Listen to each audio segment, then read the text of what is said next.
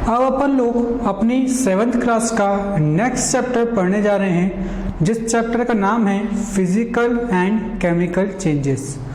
तो सबसे पहले अपन लोग बात करते हैं कि ये चेंजेस वर्ड है, इसका मतलब क्या होता है। चेंजेस को अपन हिंदी में कहते हैं बदलाव। किसी भी चीज़ में आपके आसपास जो भी चीज़ है अगर उसमें कोई बदलाव आता है, उस किसी भी तरह से बदल जाती है, वो किसी भी तरह से किसी भी चीज़ में बदल जाए तो वो क्या कहलाता है हमारे लिए, चेंजेस। जैसे एग्जांपल के तौर पे अपन ले, अगर आपके सामने एक पेपर पड़ा हुआ है, आपने उसको काट दिया, ठीक है, उसको टुकड़े कर दिए, तो आपने बड़ी साइज के पेपर को छोटे में कन्वर्ट कर दिया, वो एक चेंज है। आपके घर में जो आपकी मम्मी दूध से दही जमाती है, वो एक प्रकार का चेंज है। आपने मोमबत्ती जलाई, वो एक प्रकार का चेंज है। तो ऐसे बहुत सारे चेंजेस होते हैं जो हमारे आसपास हमको डेली लाइफ में देखने को मिलते हैं। चेंजेस की बात करें तो चेंजेस को क्लासिफाई किया गया है, डिवाइड किया गया है दो टाइप्स में।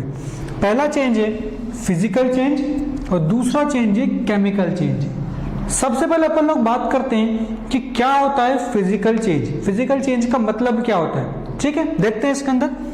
A change in which a substance undergoes a change in its physical properties.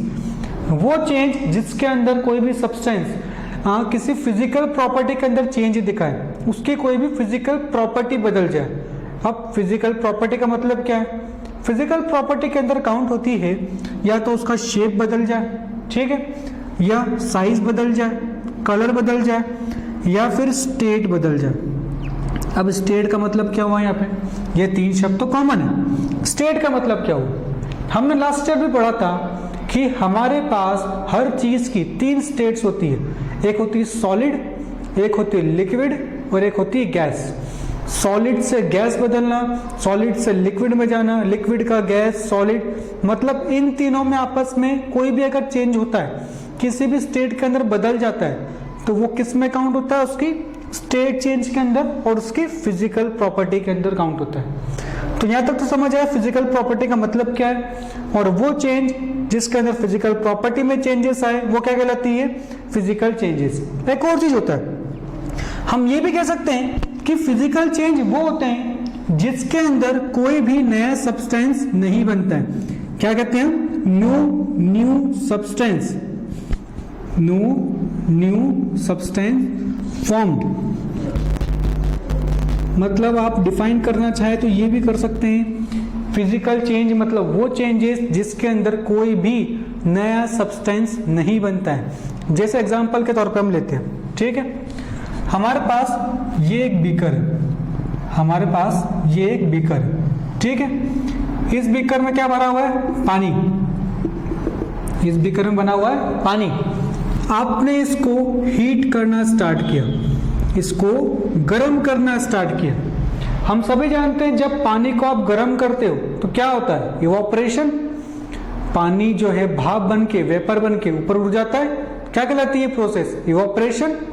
तो आप लोग क्या देख रहे हैं कि यहां पर अगर हम बात करें तो यहां पर भी क्या है, वाटर। वाटर मतलब उसका फॉर्मूले की बात करें तो फॉर्मूला क्या कहलाएगा, H2O। वाटर का फॉर्मूला यही होता है। जब ये भाप बन के ये ऊपर उड़ने लगा, जब ये भाप बन के ऊपर उड़ने लगा तो इसको कहोगे तो आप वेपर। क्या कहोगे इसको, वेपर। लेकिन इसके फॉर्मूले की बात करें तो फॉर्मूला अभी भी क्या रहेगा, H2O है तो पानी। वो गैस के रूप में है या लिक्विड के रूप में, फॉर्मूला तो सेम ही रहेगा, फॉर्मूला थोड़ी चेंज होगा। तो ये क्या कह सकते हैं आप, एक फिजिकल चेंज, कोई नया सब्सटेंस भी नहीं बना, ना कोई नया सब्सटेंस बना, और चेंज किस में है, सिर्फ फिजिकल प्रॉपर्टी के अंदर चेंज आया। समझ पा रहे। एक और बात क्या कह सकते हैं हम कि जितने भी फिजिकल चेंज होते हैं, जितने भी फिजिकल चेंज होते हैं वो सब रिवर्सिबल होते हैं। क्या होते हैं, रिवर्सिबल होते हैं। रिवर्सिबल का मतलब क्या होता है, वो चेंजेस जिनको दोबारा वापस से अपने पुरानी कंडीशन में वापस लाया जा सकता है। जैसे इसी एग्जांपल को लेते हैं, पानी आपने गर्म किया, वेपर बन के ऊपर उड़ा, ऊपर उड़ने के बाद इस वेपर को अगर हम ठंडा कर दें इस वेपर को अगर हम ठंडा कर दे, प्रोसेस का नाम होगा कंडेंसेशन।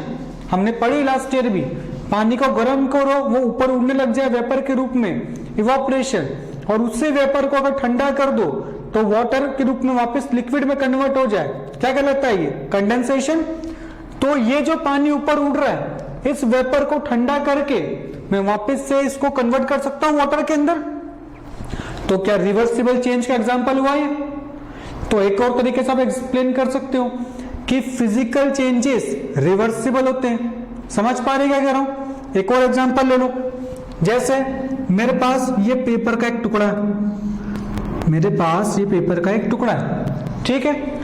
मेरी इच्छा हुई, मैंने इसको ये 4 पार्ट्स में डिवाइड कर दिया, इसको इस 4 पार्ट्स में 4 टुकड़े कर दिए। इसके 4 टुकड़े करने के बाद आप लोग ये देखेंगे, पहले पेपर था लेकिन टुकड़े होने के बाद भी तो पेपर ही है, कुछ थोड़ी बदल गया, इसके अंदर कुछ सब्सटेंस थोड़ी बदल गया, कुछ नया थोड़ी बन गया।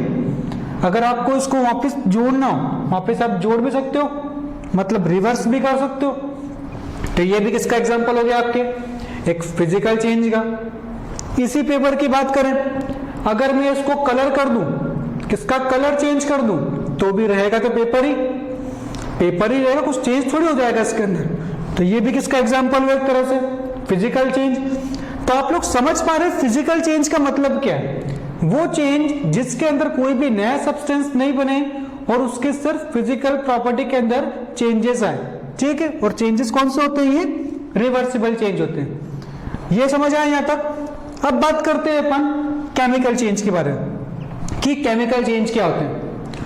अभी तक हमने बात करी कि फिजिकल चेंज के अंदर कोई नया सब्सटेंस नहीं बनता है, इसके अंदर बनता है, क्या कहोगे आप? New substance formed,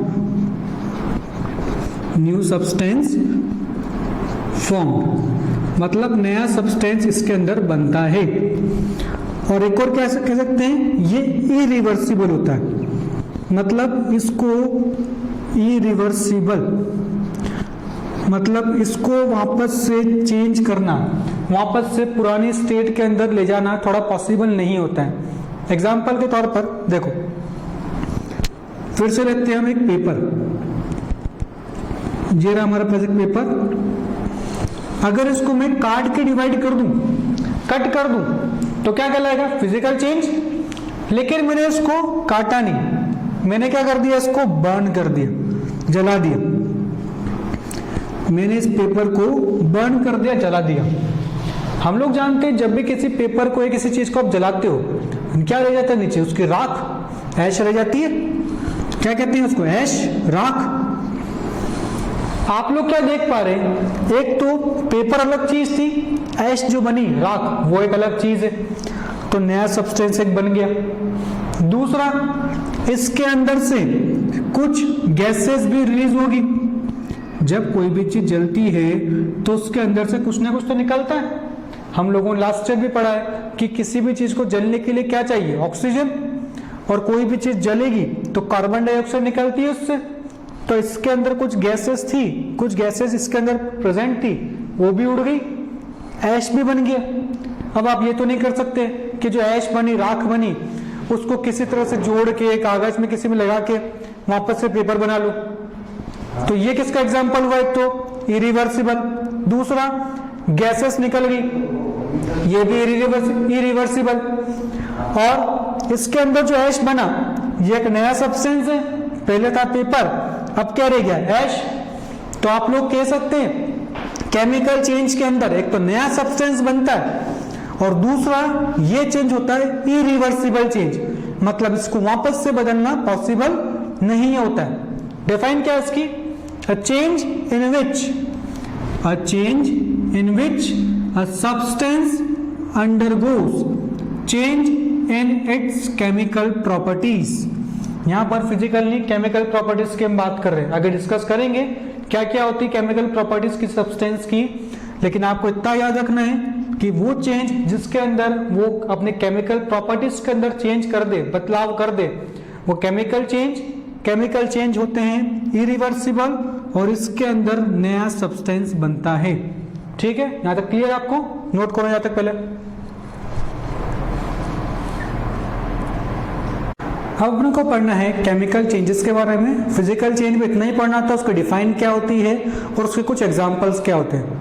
chemical change की बात करें, डिफाइन आप सभी को क्लियर है, वो चेंज जिसके अंदर चेंज बदला हुआ है, उसकी केमिकल प्रॉपर्टीज के अंदर नया सब्सटेंस बनता है इसके अंदर, और ये चेंज इरिवर्सिबल होता है। ठीक है, कुछ और पॉइंट्स देखते हैं जिनसे आपको पता लगे कि केमिकल चेंज हुआ है या नहीं हुआ। हर बार एक प्रॉपर्टी काम नहीं आती है, ऐसा नहीं होगा कि हर बार कोई ना कोई, जैसे इरिवर्सिबल तो होता है, लेकिन हर बार जरूर नहीं गैस से प्रोड्यूस हो सकता है कुछ और भी कैरेक्टरिस्टिक हो केमिकल चेंज को पहचानने के। देखते हैं क्या क्या है। सबसे पहले, in addition to new product, नए प्रोडक्ट के साथ साथ द फॉलोइंग में a company a chemical change, कुछ और पॉइंट्स भी है जो केमिकल चेंज के लिए रिस्पॉन्सिबल है, जिसको बताते हैं कि केमिकल चेंज हुआ है या नहीं हुआ। First point, evolution of heat. अगर किसी भी रिएक्शन के अंदर, किसी भी चीज के अंदर हीट बाहर निकले या फिर लाइट बाहर निकले या रेडिएशन बाहर निकले, रेडिएशन आप लोग पढ़ चुके 4th चैप्टर में, हीट के अंदर आया था। ठीक है, हीट, लाइट और रेडिएशन किसी भी रिएक्शन से बाहर निकले तो वो बताता है कि उसमें कोई केमिकल चेंज हुआ है। ठीक है, फिर प्रोडक्शन ऑफ साउंड, अगर आवाज है, साउंड प्रोड्यूस हो, तो साउंड प्रोड्यूस कहां से होगा? केमिकल रिएक्शन से ही होगा। फिजिकल के एग्जांपल आप लोगों ने देखे, कहीं भी साउंड कहां प्रोड्यूस होता था? पेपर को काट लो, पानी गर्म कर लो, ठंडा कर लो, आवाज थोड़ी आती थी उसमें कहीं से, लेकिन आवाज आई किसी चेंज में तो वो केमिकल चेंज है। फिर चेंज इन स्मेल, अगर उसकी खुशबू, बदबू, किसी की बात करो स्मेल, उसमें कुछ चेंजेस आ जाए, जैसे पहले स्मेल कुछ अलग ढंग से थी, बाद में स्मेल में कुछ चेंजेस आ गए, अलग ढंग से स्मेल आने लग गई, तो ये कहां से होगा? कुछ उसके अंदर चेंजेस हुए तभी तो आएगा। आपने पहले भी देखे हैं एग्जाम्पल में, कहीं पर भी स्मेल का कंसेप्ट नहीं आया था। तो केमिकल चेंज की कोई कैरेक्टरिस्टिक होगी, जहां कहीं भी उसकी स्मेल में चेंजेस आए, मतलब उसके अंदर कहीं ना कहीं क्या हुआ है? केमिकल चेंज हुआ है। फिर प्रोडक्शन ऑफ गैस, आप लोग पढ़ चुके हैं पहले भी, किसी रिएक्शन के अंदर कोई गैस निकले, कोई गैस इवॉल्व हो, कोई गैस उससे बाहर निकले, तो वो उसका कैरेक्टरिस्टिक है कि उसके अंदर क्या हुआ है? केमिकल चेंज हुआ है। तो ये आपको 4-5 पॉइंट याद रखने। आपको एग्जाम में क्वेश्चन आता है कि राइट द कैरेक्टरिस्टिक्स या right the points through which you can know that chemical change और केमिकल रिएक्शन ऑकर। कैसे पता लगा? आप कुछ पॉइंट्स बताइए जिनसे आपको पता लगे कि किसी चीज के अंदर केमिकल रिएक्शन, केमिकल चेंज हुआ है या नहीं हुआ है। तो आपको ये पॉइंट्स लिख के देने होंगे। ठीक है, नोट करो इन चीजों को।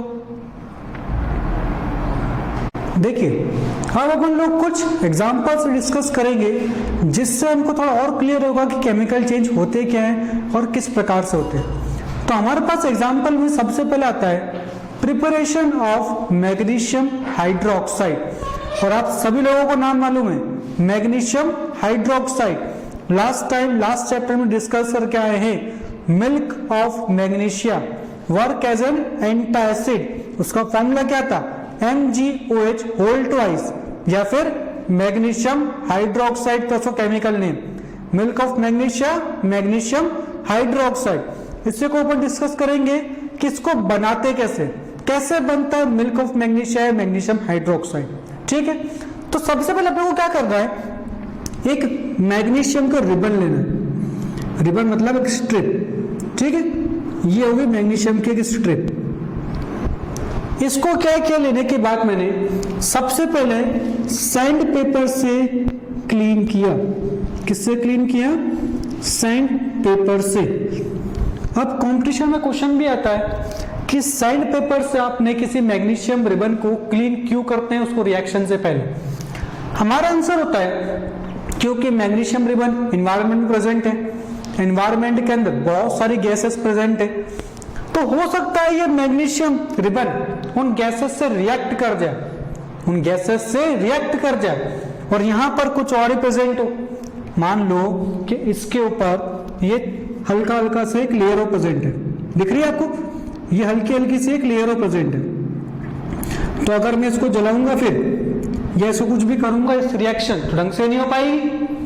तो उसी रिएक्शन को ढंग से अच्छे ढंग से परफॉर्म हो जाए, कोई तकलीफ ना आए, तो प्रिकॉशन के तौर पर हम इसको पहले क्लीन करते हैं। इसको सैंड पेपर से अच्छे से रगड़ के क्लीन करते हैं, और उसके रगड़ के क्लीन करने से ये जो उसके ऊपर एक्स्ट्रा आपको लेयर दिख रही थी, ये जिसके ऊपर आपको एक्स्ट्रा लेयर दिख रही थी, ये लेयर गायब हो जाती है, मतलब हट जाती है।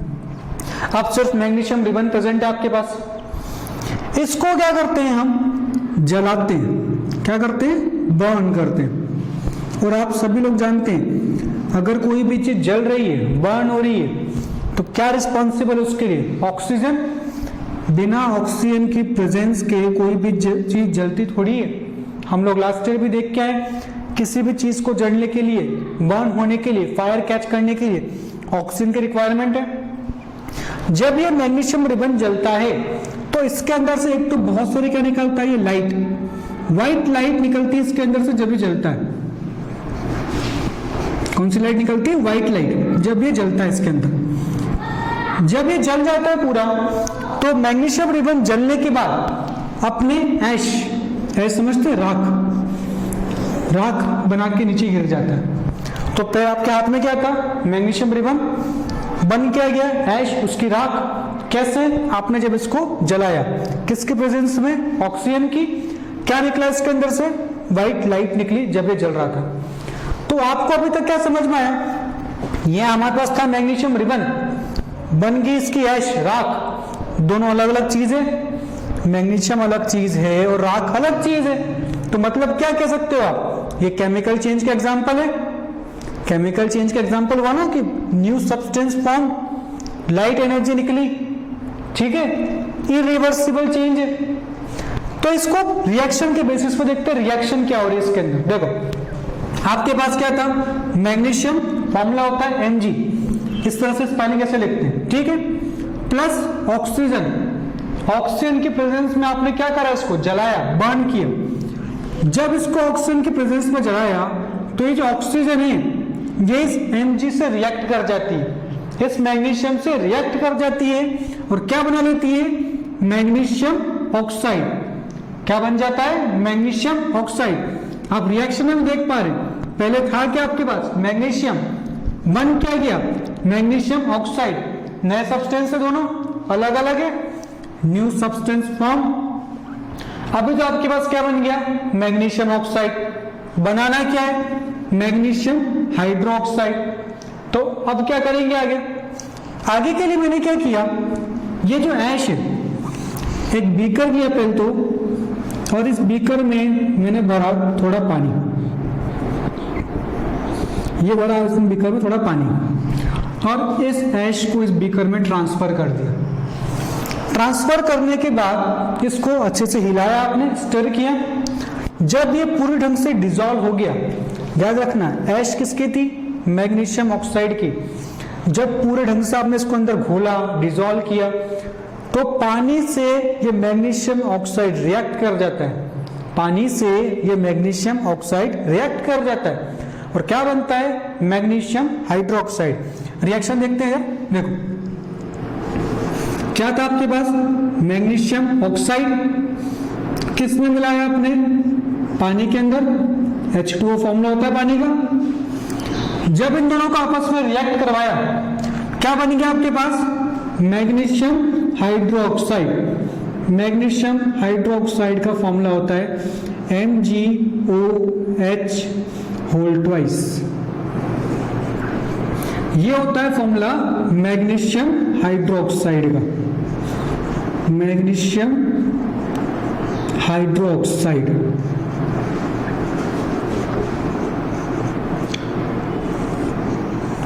देखो ये भी एक एग्जांपल किसका हुआ? केमिकल चेंज का। कैसे लिया? क्या था? मैग्नीशियम ऑक्साइड, पानी से रिएक्ट करवाया, बन क्या गया? Magnesium hydroxide. दोनों अलग अलग चीजें वापस से। तो आप लोग क्या कह सकते हैं कि जब भी मैग्नीशियम रिबन को आप बर्न करते हैं, जलाते हैं, सबसे पहले बनता है मैग्नीशियम ऑक्साइड, वो भी एक केमिकल चेंज है। फिर जो मैग्नीशियम ऑक्साइड बना उसको उठा के पानी में डाल दिया, पानी में डालने पे क्या बन गया? मैग्नीशियम हाइड्रोक्साइड, जो अगेन एक एग्जांपल है केमिकल चेंज का। और इसको आपको याद रखना है, एग्जाम में आता भी है। ठीक है, नोट करो प्रॉपर ढंग से इसको।